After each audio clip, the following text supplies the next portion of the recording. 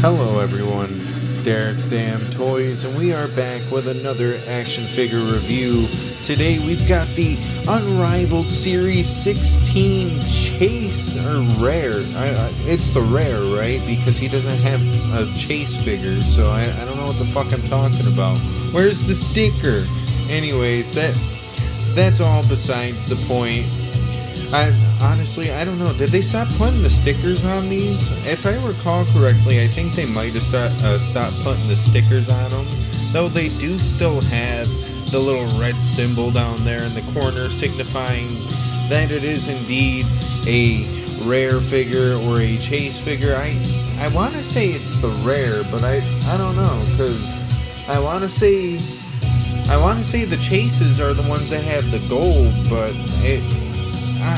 I don't know. I don't keep up with some of that kind of stuff. I just know usually chase figures mean alternative attires in WWE. We kind of get that here with AEW, though sometimes the figure in the wave usually is the, extra member. He's the exclusive, the collector's edition of the wave. Because if I recall correctly, Orange Cassidy is the chase, so that would make him the rare. So yeah, that makes a lot of sense now, looking at the back of the box and explaining it in my own head. I don't know why I don't know why I do this to myself sometimes, but anyway, fun fact for you guys before we do get into this unboxing, we do got this here in hand because of someone who actually follows me, which is kind of neat in my opinion. I didn't necessarily realize it until I saw the name on the little sticky note that he left with the figure, and I was like, Natown Figs. Why do I remember that name? At least I want to say it was Natown Figs. Either way, I'm gonna throw up a couple little screenshots here and maybe over here where my fingers are. I don't know, but just showing you his shop on Marycart and his Instagram page. Seems like a really chill dude. This is my first time buying from him, but can't lie, I was pretty excited to get into this nonetheless. And well, now that we have it in hand, why don't we break out the trusty knife and we can get into this action figure review now, shall we? Well, alrighty, you guys, after a little bit of a blunder, we've got the Konosuke Takeshita out of his package. I don't know why I couldn't pronounce it at first. We all know why, let's be honest, but fucking anywho, after accidentally hitting end and sitting here for 20 minutes taking the pictures pretty early, I now have to do a little bit of extra editing. That's fine, that's dandy. Might throw the shots in at the end of this review just so you guys can see it. But either way, anywho, now that we've got him out of his plastic prison, we can go over the figure, but more or less, we can also go over the accessories. Now, kind of funny that I have the accessories a little swapped here, so the stuff that came on the figure is what we'll be going over instead of the stuff that was technically the accessories, but I digress. He does come with two different sets of hands. We've got a set of weapon/grapple hands, I guess you could say, and then we've got a set of fist hands. Nothing too special about these hands. There's no tattoos or any wrist tape detail to go over, but with this head scan, as you do get two different head scans. You've got his screaming head scan and his standard just normal face, I guess you could say. He's not pissed off or anything there, but it doesn't really matter. These are both head scans that came on the ringside exclusive Konosuke, if I remember correctly, and I mean, both of these do look really damn good. It even includes the little schmutz on the nose there for accurate detailing on both head scans, because if you don't notice, he has a little thing there on his nose, like a little, I don't know, like a little black head or something of that nature. I'm starting to get the hiccups too, which is really terrible for this, but I digress. Both head scans are looking really good, especially the screaming one. I really love this one, I'm not gonna lie. Might be my favorite out of the two head scans. But now, getting into the Konosuke himself, this standard scan looks pretty damn good too, I'm not gonna lie. The hair's looking great on both. They both look really good, look really accurate to the person who it's supposed to be portraying. So, I gotta love that. We've got painted on upper bicep bands with a little design going around the whole bicep band. They might be like little gemstones, and because they're painted on, I can't really tell you if that's exactly what they are. There's actually no detailing on here that's sculpted. It's all just decals or painted on, whatever you would like to say. Though I do like all the detailing here on the tights. The tights are looking really damn good for a simple black and silver attire. I can't complain. Especially though, I can't lie, the ringside exclusive, I think, had the better attire out of the two. At least I'd say so. If I had the ringside exclusive in hand and I could compare them both, maybe my opinion would be a little bit different. But I think I like the attire on the ringside one a little bit more. Maybe it's because it just has that little bit more color to it. But I digress. We've got details here on the knee pads. I'm not exactly sure what they're both supposed to be. This kind of looks like a crown though, so maybe that's exactly what that is. Though, don't quote me. We've got black lower legs with black boots. Both boots have a little bit of sculpting here at the top. I don't know if they're supposed to be painted in or not. Like, part of me thinks it kind of was supposed to be, but then a part of me thinks it's not. I can't really say, but either way, I am really digging this Konosuke, just purely based off of how it is. Of course, I took action figure shots, so it poses pretty damn well too. Can't complain on any of the aspects there, though. I wish the arms could push in a little bit more, because I don't know, you can see a little bit of figure damage on the plastic from me posing it a little bit, but yeah, everything's moving around quite nice. He's got upper thigh cut, which I love to see that. Got a standard double jointed knee with pins in.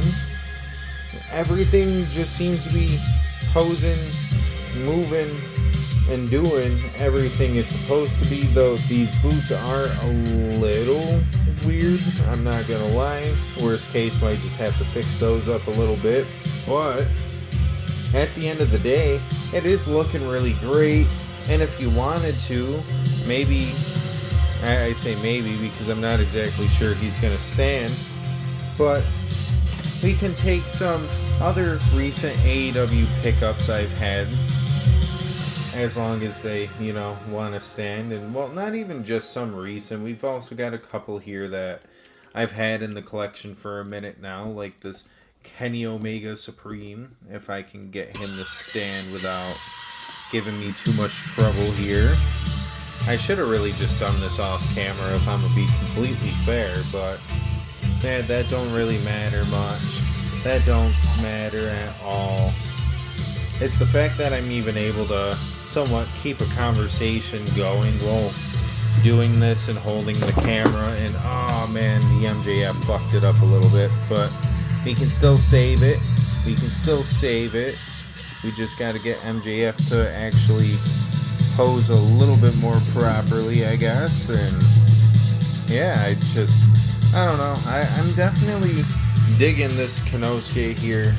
Him compared to some of the other AEW figures that have come out throughout the years, let alone some of the more recent ones that I picked up, like this Claudio. Even though he's not new, he is new to my collection.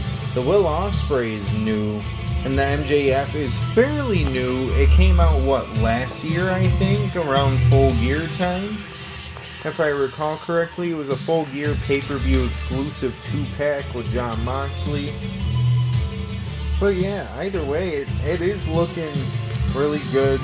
I can't complain too much here, but either way, why don't we get them all posed up and we can give our final thoughts on this Konosuke here. Alrighty, you guys. Now that we've got the Konosuke Takeshita all posed up, all I can really say is this. I am absolutely loving this figure. There's a little bit of things that I have small gripes with as far as posability goes. But realistically, in all honesty, this figure is definitely a top tier AEW figure nonetheless. And I can only imagine his ringside exclusive is going to give off the same feeling if I ever can get my hands on that. Sadly, I came this close for around the same price, but it disappeared not long after that. Come to find out someone bought it, but you know, go figure on that one. Anywho, that doesn't matter. What does matter though is that we give this man a nice good old ranking, a nice 1 to 10. What would I give this figure on that scale of 1 to 10? I honestly, knowing that he has a little bit of an issue with his kick forward, and I say it like that because in all honesty, I think his big boot could be a little bit better. And the arm posability could be a little bit better. But other than that, man, this figure is posing pretty damn swell. And with all that being said, I'm going to give this man a good solid 8.5 out of 10. And well, that's because everything else is pretty damn perfect. Only thing I wish we could have had was at least maybe like a jacket accessory. Though I get maybe putting a cloth accessory on him would have fucked up the rest of the wave as far as cloth accessories go, because I know the Orange Cassidy had a really nice cloth accessory, and I think Julia Hart did as well. Though I'm not sure, as I don't have the Julia Hart. I do have the Orange Cassidy from this wave though. It would be nice if maybe I could pick up the Hardys, but we'll see. Maybe one day I'll grab the Hardys. Maybe I won't, just because of the fact that they're already hard as fuck to get. And that's just me being honest here. But yeah, we gave him a good solid 8.5 out of 10. What would we give this man on the good old Dave Meltzer star scales? You know, the good old 1 to Young Buck match. Honestly, I think a good solid 4 works here.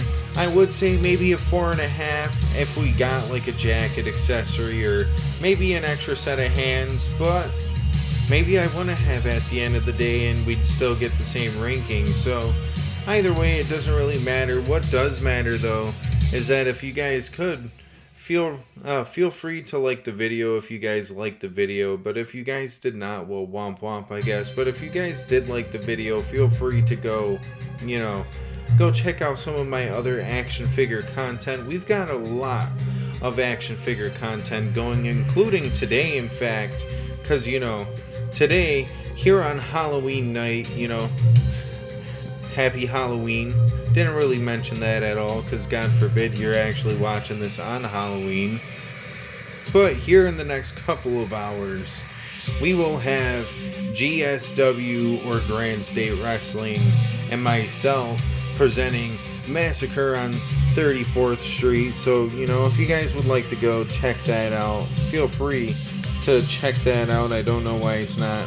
Oh, there we go. Now it's actually zoomed in on that. But yeah, you can check this out here in the next couple of hours. It'll premiere at 3:30, I want to say Eastern time? I'm not exactly too sure what my fucking time zone is, I'm not gonna lie, but we've got a lot of action figure videos here, and well, not including some of the ones that I did for for Shotgun episode 8 for GSW and a couple of other things, but well, we won't get into that. What we will get into is the fact that we've got plenty of videos galore. But on top of that, let's be honest, the main thing I'm going to ask you guys, and it's kind of a big one. We're almost at 1,000 subs, so if you guys could, feel free to subscribe. After all, it is free to subscribe. And the fun thing to think about is the fact that we are literally 4 more away from being at 450 subs. Quite literally, almost half 1,000 subscribers. We're not even we're 54 away from that. So if you guys could, feel free to add yourself to that count and maybe help me out there. But whether you guys do or don't, that's alright.